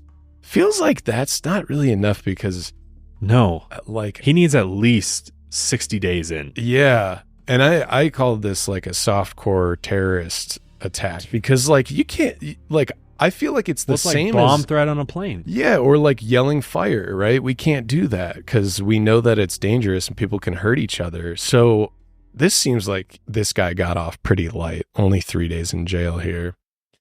But out of all the amusement park mayhem and disasters, here's the death that personally terrifies This me. terrifies me too, because it's one that you just don't think about. You would never even consider it until now. And now we're going to freak you out. And some of the shady history of Disney has just been completely forgotten. So we're going to unearth it right here. And the shady history of Walt Disney himself. If you know about his history, it's pretty sketch, man. Yeah, I know there's been, Questionable. rumors of him being anti-Semitic. And obviously, if you watch some of the old Disney movies, there's some pretty it's racist more stuff than in rumors. there. Yeah. We did an episode on Mile Higher of Walt Disney conspiracies, and we dive into Walt's background a bit. And if you're interested in knowing kind of the darker side of Walt Disney, then check that out because For sure. it's kind of alarming, honestly. Yeah, he was not a perfect guy by any means. And OG Mickey was scary, man. I don't know if you've seen those old Disney cartoons. But Yeah. I mean, what's funny, speaking of Disney, like last night we were like, what? We should play a movie for my daughter. And so we're like, we have Disney Plus. So, we support Disney because if you have kids, you have to have Disney Plus. It's just a given. But we're like flipping through movies and we've been watching a lot of the new stuff, which she's liked quite a bit. We watched Elemental. I don't know if you ever watched that one before. Really great one. Is that that Pixar? Yes. Yeah. I've heard of that. I haven't seen it yet though. Really, really good, actually. Yeah, I love Pixar movies. A lot of the new Pixar stuff's really good, but we're like, let's throw on Hercules. Oh, classic. A classic. Yeah. Not into it at all. Really? No, it's just too old looking. Like when you compare the animation to the new, and I think she'll probably enjoy it when she's older. She is only like not even 2 yet. Oh, sure. Yeah. So she doesn't even like really know what's going on, but she'll watch some of the Pixar stuff, but watching through Hercules, I was like, damn, that's kind of scary, honestly. Like some of the old Disney was old intense, especially like Hunchback of Notre Dame. Yeah, that was an that intense movie. Terrifying, especially because I was raised Catholic. You watch them like the priests and bishops go off. You're like, whoa. But I will say it's funny you say that because Hercules, I remember when I was a kid and watching it for the first time, I was like, whoa, these animations are like so updated and original, new. It was like everything looked fresh, but yeah, I guess it's I love that dated movie. now. I think it's a great one. Same. I love that one too. The classics. Hades is my favorite. Yeah. But where was I? Oh yeah. So here's some of the scariest things you can experience. And whether it's Disney's fault or not, we can get into. But Disney's first water park was called River Country. It opened in June of 1976. Some say it revolutionized the water park, and it was themed as an old-fashioned swimming hole. Even the president's 18-year-old daughter at the time, Susan Ford, took the park's first official ride on its official opening. But only a few years after opening, several deaths occurred in this park, and in August of 1980, its first tragedy struck. An 11-year-old boy went swimming in River Country, and he got sick soon after and mysteriously died within a few days. Just from swimming. Just swimming. He didn't get sucked into anything. Nope. He didn't. Nothing fell on him. No carnage, no drowning. Just perfectly normal swimming day. Swimming and then got sick. Okay, so it was later discovered that the boy had contracted a rare infection, and it was caused by a local brain-eating amoeba in the water. Its scientific name is the Naegleria fowleri infection, and the CDC says this infection kills over 97% of everyone who comes in contact with it. That's terrifying. Only 154 known infected people in the U.S. from 1962 to 2021. Out of those people, only 4 patients have survived. Wow. Yeah. Isn't that terrifying? I mean, you hear brain-eating amoeba. You're I'm like, out. no. No, thanks. dude. no day swimming is worth that. The boy who died most likely first experienced, this is horrific, severe headache, fever, nausea, and vomiting. Then the second wave of symptoms sets in. It's stiff neck, seizures, confusion, hallucinations, and then a coma before dying. This amoeba lives in soil and warm, fresh water like lakes, rivers, and hot springs, and supposedly it's extremely rare for it to be found in swimming pools, splash pads, surf parks, or other recreational venues. But if they're poorly maintained or don't have enough chlorine, it is possible for this amoeba to exist there. And they can often get into your body through your nose, which that's kind of how it got its name, is the brain-eating amoeba, because it goes up your nose. And it's just scary because you can't see them. Yeah, no. It's not like this little thing swimming around. It's literally, can't see it at all. Yeah. It's so small. Luckily, not to, terrify everyone who wants to go for a dip, I made sure to look this up because I'm like, how, obviously it's very rare. Luckily, today we've developed faster tests that can identify this amoeba, luckily, because I don't want to freak everyone out here. And the drug to kill it is actually more readily available at local hospitals. But back then, they didn't have that luxury of modern medicine over 30 years ago. So, don't be too afraid now. But if you do get it, your chances of living are a lot higher. And if you go swimming in warm, fresh water and you start getting sick soon after and having these symptoms, go straight to the hospital and they most likely can take care of you. Well, there's other stuff too you can contract in the water. True. Algae. There's like the algae blooms and stuff that are dangerous. Yeah. Oh, Florida's got all kinds of crazy stuff going on. Just don't go in swamp water. Yeah, I mean, that's basically it. According to a newspaper report in 1980, 3 other children had already died of the same amoeba after swimming outside of the park in that area that month. So this is how Disney dodged the blame. They basically just said, hey, look, these other kids outside of the park were swimming. Maybe this boy was also outside of our park as well, and that's how he got it. So they ended up, nothing happened. Park didn't shut down, and 2 years later, another tragedy occurred. A 14-year-old boy from North Dakota drowned in the lake at the end of the Whoopin' Holler slide. This time, though, obviously this happened in the park. No, there's no way you can deny that. This was just a failure of a lifeguard at this point. Yeah. So the victim's family took action against the park, and officials had failed to put signs saying how deep the water was. Because like any pool or anything you go to, you see the markings on the side and even painted up on the edges. Right. Like 3 feet, 6 feet. And usually like signs posted on a wall or a fence or something. Right.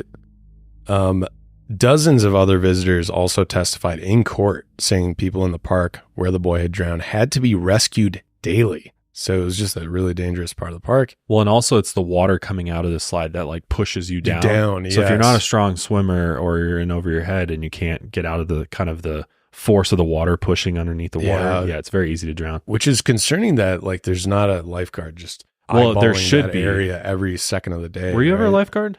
No. Really? I was never. Were you a lifeguard ever? No, I was an umpire.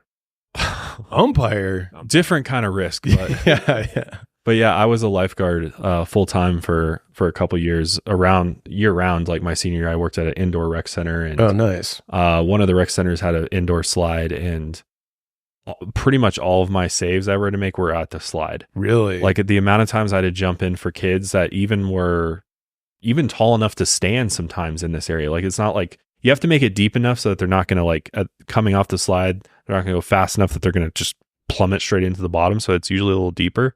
But even kids that could probably stand there had to jump in for them just because they couldn't like get themselves up above the water because of the force of the water coming off the slide. Right. So we had a lifeguard that literally just stood right at the edge of the slide, and your job was just to watch people coming off the slide. Oh man. Because you were constantly jumping in, pulling kids out, and like they probably would have been fine if you left them. But if I saw anybody that was just struggling even a little bit, because I know their parents, it's the parents that are around that are and they'll yell at you. Oh yeah. Or they'll go to your boss and be like, my son was drowning and he didn't jump in. So anytime a kid was like, just a little bit, immediately go I just there. hop in and just grab and pull them out. Good call. Probably shouldn't go on the slide, buddy. You're not a strong enough swimmer yet. Yeah. But yeah, I totally see this happening because water currents are no joke too. I mean, a personal story. So my cousins, long story short, have a swim spa. Have you ever seen these? Yeah. And you can turn those jets, you can crank They're those strong, things too. up and you swim against it, but you're a stationary. And some people do like rowing boats in there, but essentially you could just swim in place against the current. But yeah, my cousin like cranked it up and I could see how, even I'm a strong swimmer and everything, but I don't know, you get a few beers in me and I get my off footing or something. You don't float anymore? That thing can kind of suck you down beneath the water. Yeah. So even currents that you wouldn't expect, or kind of artificial currents, are still scary. Or just the ocean, Yeah. You get a strong riptide out there and people die all the time. Absolutely, yeah. From it. So it doesn't surprise me, but it seems like there's a failure at the Whoop and Holler slide. Yeah. Somebody wasn't watching, or I don't know. Yeah. In the end, the family ended up getting $375,000 out of that case. Still, the park management didn't learn anything from their mistakes. And in 1989, a 13-year-old boy from Florida also drowned. He had been there with some classmates, and he drowned in a large pool without any of the nearby lifeguards noticing. So, a witness later explained the lifeguards incorrectly performed CPR, not allowing air to escape from his nostrils as they pushed it into his lungs through his mouth, which I think you're not even supposed to do that in CPR anymore. But yeah. This was the 80s, so we were still doing it back then. If you're somebody out there who does a lot of mailing and shipping, maybe you have a small business, an Etsy shop, an online store, or maybe you're just a Amazon buyer and you have tons of returns, and sometimes those returns aren't covered, so you got to get your own shipping. But with stamps.com, you can print all of your postage right from your home computer. No special equipment required. You just need a computer and a printer to get started. They'll even send you a free scale that completes that mailing shipping package. So you have everything you need. Best of all, through the stamps.com dashboard, you can even schedule a pickup, so you don't even have to leave the house, which is amazing. You can be in your underwear, dropping your packages at the front door. Just don't let the postman see you when he comes to pick them up. But it's that easy. I've been using stamps.com probably like 5 years for all of my businesses, whether it's merch, whether it's a CBD company, whatever. Even personally, I use it just to ship Christmas presents because you save so much money. You'll find rates on stamps.com that you won't get anywhere else, like up to 89% off USPS, but also UPS for those larger packages, which is absolutely amazing. It even tells you automatically what your cheapest and fastest shipping options are, so you don't have to navigate all the carriers. But my favorite thing is that it's open 24/7. I don't have to wait for the hours of the post office, or maybe it's on a day they're not open, on a holiday or something. You can always print 24/7. There's no waiting in line, none of that. It is the ultimate convenience. So keep your mailing and shipping moving at the speed of your business with stamps.com. So sign up with promo code LIGHTSOUT, that's LIGTSOUT. Do it all one word. There's no space in there, for a special offer that includes a 4-week trial plus free postage and that free digital scale. There's no long-term commitments or contracts. Just go to stamps.com and click the microphone at the top of the page and enter code LIGHTSOUT. River Country stayed open for about another decade, but ran its last season in 2001 and officially closed in 2002.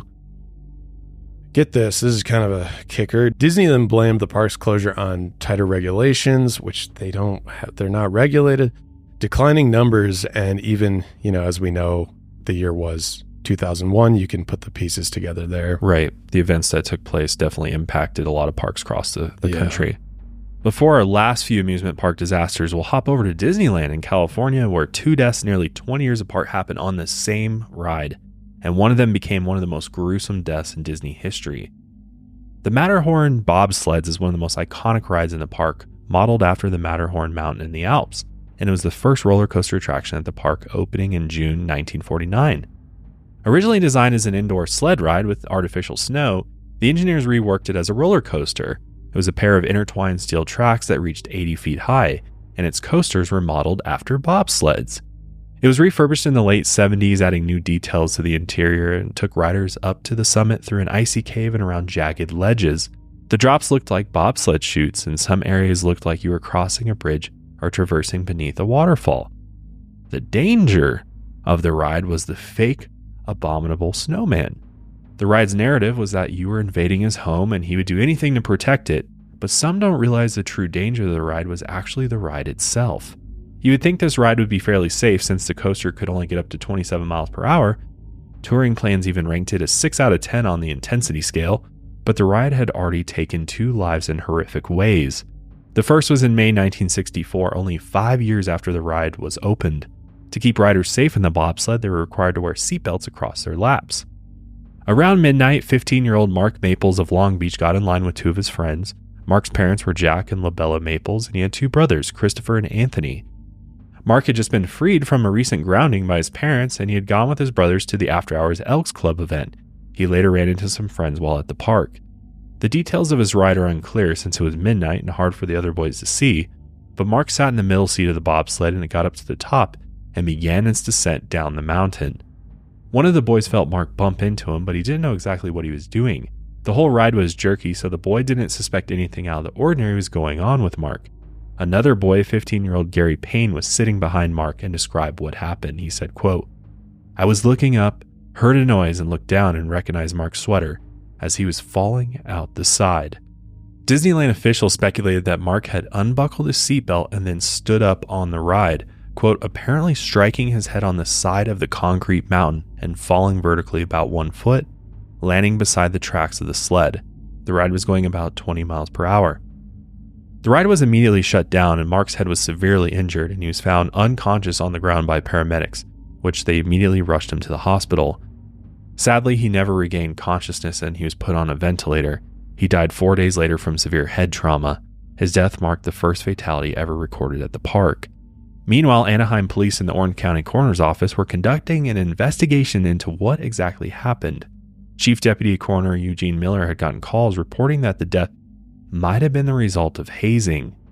Both 15-year-old boys that were with Mark on the ride, Douglas Gibbs and Gary Payne, admitted that they were part of a boys' social club called EDSA outside of school, and Mark was asked to join 2 weeks before his death. According to the 2 friends, they asked Mark if he was going to, quote, pledge, but Mark declined, saying that, quote, there isn't that much time left in school. But both the boys claimed there was no hazing going on. They were also the only witnesses of Mark's death. That sounds kind of sketchy to me. Yeah. Really? We're going to believe that story? In the end, the Anaheim police chief ruled the death, quote, purely accidental, and it was left at that. But seems like it definitely could have been something different. Like, I dare you to stand up on the ride or something. I definitely think there was peer pressure at play, but then it's like, how do you prove that? Yeah, and it's like the only 2 eyewitnesses might have been the people who were peer pressuring him in the first place. It is weird though. Why would he stand up? You know? And they didn't stand up? Yeah, right. So neither of them like, dude, sit down. Like, right. Yeah, and someone was behind him too. Right. So it's like, you wouldn't be like, hey, this is incredibly dangerous. Why are you standing up? Yeah. So it sounds like they might have been, or he just unbuckled, stood up, and they were like egging him on. That could have been the case too. True. But 20 years after Mark's death, another tragedy happened at the Matterhorn. Only a few days after New Year's 1984, a 48-year-old woman, Dolly Regina Young, was visiting the park. Dolly had worked as an Avon door-to-door salesman for a few years, which those aren't really around anymore. I think you actually have to call them and they still come to your house. They do, yeah. But they don't do like door-to-door sales anymore. No, because nobody answers their doors. Nobody does. Everybody's got video doorbells. They're like, nah. Yeah. I always am like shocked if a solicitor shows up. I'm like, Same. Really, dude? Yeah, same. You're really trying to solicit me right now? Nobody shows up to my place because you have to walk in a gate to get to my front door. Nice, and yeah. It's like a tall wooded gate. And I have a dog. So it's like nobody's coming to my front door. You have a sign, beware of dog? No, but I should. Yeah. I should get, but beware vicious dog, which is get like one with a Rottweiler on it? Yeah. So she was really friendly. She was well liked, especially by all the kids in her neighborhood back in Fremont. And she was married to a man named John L. Young, and they had 2 sons, Derek and Dale. Those who knew Dolly described her as tough, respectable, and hardworking. But that day in 1984, Dolly met up with 5 of her friends, and they were all from Arizona. They went out for lunch in the early afternoon, and then around 2:30, they got to the park laughing and having a great time. Around 3:30, they had made it to the iconic Matterhorn bobsleds, and after waiting a few minutes, they got into the bobsled. Dolly sat in the back seat of the sled alone, this is where things get complicated.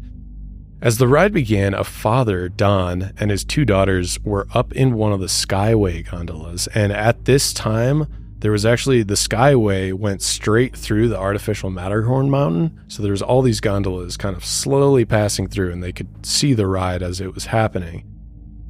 So they watched, Don and his daughters, they watched the ride loop in and out of the mountain. When Dolly's bobsled got about halfway down, Don's daughter in the gondola above said, "Oh my God, someone fell out of that car." Don looked down and he saw Dolly lying on the tracks. She looked like she was in pain and disoriented. At this time, ride operators were completely unaware that Dolly had fallen out of her bobsled, and within seconds, the next sled was already barreling down the tracks toward her. Don didn't even have time to scream for help, and all he could do was try to get his daughters not to look down. On the incoming sled, a family from Vancouver was on board, and they saw something was ahead of them on the tracks, but, they're going kind of fast around turns. They didn't know exactly what was ahead of them. There wasn't even enough time to comprehend what was going on, so the sled ended up slicing through Dolly, and it came to a halt on top of her body. Her torso was separated from her lower half, and she died instantly. Just the most horrific way. Just an awful way to go. The ride had stopped because the ride was engineered to stop if it sensed there was a malfunction or a collision. The families in the gondolas and the sled began screaming, which alerted the workers, and one of them rushed to the side of the crash and stared in absolute horror. Then they quickly led the family out of the sled and stopped any other workers from approaching the scene. Police and paramedics arrived at the Matterhorn in less than 30 minutes, and during this short investigation, they ruled out foul play or suicide, but they didn't have any answer for how Dolly fell out of the ride. After 2 hours of investigation, they assumed something must have gone wrong with the seatbelt. They found the belt where Dolly sat was unbuckled. It's unclear if Dolly had never latched it or if she unbuckled it while the ride was going. The park claimed that all the seatbelts were checked before the ride began, but Dolly's husband defended her, claiming she was a smart woman who was aware of the dangers. There was no reason for her to ever unbuckle her belt or stand up in the ride, so police thought that the seatbelt malfunctioned and she slipped through it, or she never put it on in the first place. Police ended up ruling her death an accident, and the Matterhorn was up and running the very next day. That's crazy. That is crazy. Just out of sensitivity to the poor woman that just got completely brutalized by this ride. Yeah. And to clean it up and stuff, right. One day, they're like, that's it. Yeah, as fast as possible. It reminds me of the hostage situation. It's just pretend like nothing happened. The show must go on. Right. Let's just keep this thing moving, because every second the ride's not running, we're losing profits, and we don't want to admit anything really happened here. We're not going to go post on the outside of the ride closed due to fatality. Right, exactly. Because nobody will ride it again. Yeah, Disney would never, right? Crazy. Disneyland officials claim the ride was checked for malfunctions, but they didn't find any. Dolly's husband, John, filed a $5 million lawsuit about a month after the accident, and the case dragged on for years, which I can't even imagine going to battle against Disney. What kind of lawyers you need to even remotely have a chance, and even then, they probably just bully you till you're broke. Yeah. And then that's it. Yeah. So good on John for having the balls to go against Disney here. As a result of this, Disneyland changed out all the seatbelts, and many saw this as Disneyland admitting guilt and that they knew something was wrong with the ride, which could be, absolutely. The young family's lawyer argued the seatbelt wasn't broken. Witnesses claimed the ride operators were too busy checking out 2 of the female guests when they should have been inspecting Dolly's seatbelt. Typical. Yeah. So it's quite highly questionable, the age requirements for this. It's oh my God. Because some, especially Disney, I feel like when I've observed the people working there, most of them take it really seriously, and I don't see a lot of messing around or flirting going. It seems like they take it very seriously versus Elitch Gardens. I'm like, dude, do you have a criminal record? I'm like, even if you do have a criminal record, I go into that park realizing I got to look out for myself here. You got to watch your back everywhere in that place. Yeah. In 1988, about 4 years after the accident, Disneyland did settle out of court for an undisclosed amount of money, and I hope he got at least a good settlement there. Yeah, same. Keep in mind that Disney lobbied Congress back in 1981, just a few years before the accident. In August 1981, Congress exempted permanent amusement park attractions from federal inspection by the Consumer Product Safety Commission. And over the next several years, several bills requiring regulation of permanent amusement parks would fail to become law. As you know, Disney's got, even today, massive lobbying power. Oh, yeah. Like they have a lot of pull in Florida for sure. Absolutely. And California probably too. Yeah. But just, I feel like nationwide, I mean, they're one of the Disney. largest corporations. It's huge, yeah. But to this day, there is no federal regulation of permanent amusement parks. It's up to state and local governments to regulate them. As for Disney World in Florida, it was self-governed as part of a special district for decades and completely exempt from government oversight.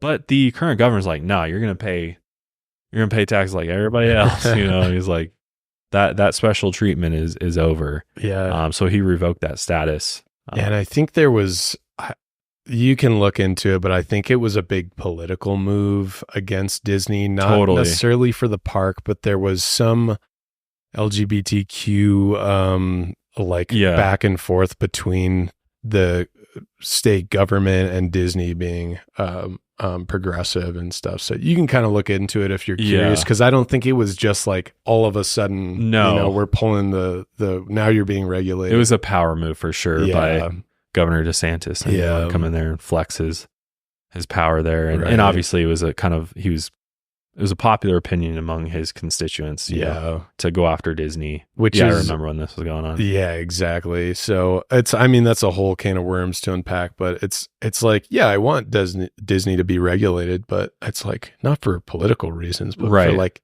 to make sure people aren't getting hurt out here. Which I see why. I don't know if it necessarily needs federal regulation. Like I don't think everything needs federal oversight. Right. Yeah. But I feel like the local and state could be stronger, and I don't know. It just seems like there's not enough support there, or enough independent people looking over these parks. I mean, I just looked. The IAAPA is the Global Association for the Attractions Industry, and it says the statistics around being just injured or seriously injured on a fixed ride in the U.S. Amusement parks is 1 in 15.5 million rides taken. So not bad. 385 million guests a year. Wow. I think the problem with it is not like those stats are good, but it's also like, man, theme parks are like, you just go there for pure joy and fun. And just the fact that there are these just disgusting, brutal ways to die is I don't know. I want, like, it's impossible to, in an ideal world, that number would be 0, I realize, but it's just brutal that you have to perish in such awful ways. Especially when you're starting your day off in such a positive mindset. Yeah. You're like, I'm going here to have fun. It's going to be a day of memories, and then to leave the park in a body bag, essentially. Right. So terrible. And a thought none of us want to think about. Right? Seriously. And with all this said, I'm still going to go back to amusement parks and roller coasters and shit. I love roller coasters are a blast for me. So I'm not giving that up. Me. Yeah. Well, you can't live your life in fear. There's risks everywhere. There's a risk to cross the street, Right. So it's like, we all take those risks without thinking about it. Right. I think it's more so just like awareness around seeing, making sure you're lashed in. If you don't feel like you're safe or lashed in, like, say something. Yeah, for sure. Raise your hand, like, let a staff member know, or come double check your harness or whatever. Make sure you're good to go before the ride starts. Yeah. Or if you feel unsafe, be like, I want to get off. Like, just let me get off the ride. Yeah. So it's like, I think it just kind of teaches you got to be your own, you got to vouch for yourself, and you're the one who's ultimately going to keep yourself safe more so than anybody else. So. And as a little PSA, if you're a teenager going to these parks, look out for the creeps out there as well, Oh yeah, dude. That's honestly what I'm more scared about, is just all the weirdos that frequent these places that are preying on children. That scares me. Yeah. So be on the lookout for that. Keep your kids close. And even just if you're older, like, there's a lot of other types of crimes that happen in the parking lots and True, yeah. bathrooms and whatever else. I mean, there's just watch your back, watch your friends' backs. Buddy system. Yeah, buddy system I always swear by. Buddy system is I still do easiest it. thing to do. I'm a 31-year-old grown man. Even as a dude. I still do buddy system. Yeah. Absolutely. Girls, do it all the time. I'm like, dudes need to do it too. Yeah, I do it. And also, if you ever see me sitting on a bench in Disney World, licking ice cream and looking at people, don't come say hello. Don't approach me. But also don't report me. I'm just looking at people. Call okay? Disney Security Services immediately. We don't know what he's plotting, so report. No, but this was a nice change of pace, I feel like, from the last couple of weeks. Been very dark, very serious and comedic. Not that this isn't dark and serious, but it's just different. And I'm sure you know what I mean. But let us know what other types of like real life horrors we should explore, because I want to start incorporating it a little bit more frequently than we have been, because I find these episodes really interesting and they freak me out. And I'm sure they freak you out. And, I have a lot of ideas of like different kind of avenues we can go. We've done animals, water parks, theme parks, but there's workplace type stuff that happens. Like those are always crazy. So let us know any other ideas you have. Yeah. And for the people fiending for some paranormal, we do have an exorcism, like a botched exorcism coming up. So we've been a bit light on the paranormal lately, because it's a little bit harder once you've covered all of the big ones to find paranormal stories that have enough meat to them to make a whole episode on them, which we've talked about doing some more shorter type story paranormal episodes. We're kind of like bouncing around a little bit, which I think we'll do here in the future. But exorcisms are always wild to me. They are. And this one's like recent too. Yes, I'm excited for this one. But also, if anybody has some meaty, don't contact me if it's not meaty. If you got some meaty paranormal, you can hit me up on Instagram, DM me. I might take a look. But if it's not meaty, I'm blocking you. Let us know. Or you can use the Lights Out email as well, lop@milehigher.com. Also, let us know if you have the connect to a haunted location here in the Denver, Colorado area. We want to hear from you. But that is going to be it for us today. We'll see you guys next time. And until then, lights out, everybody.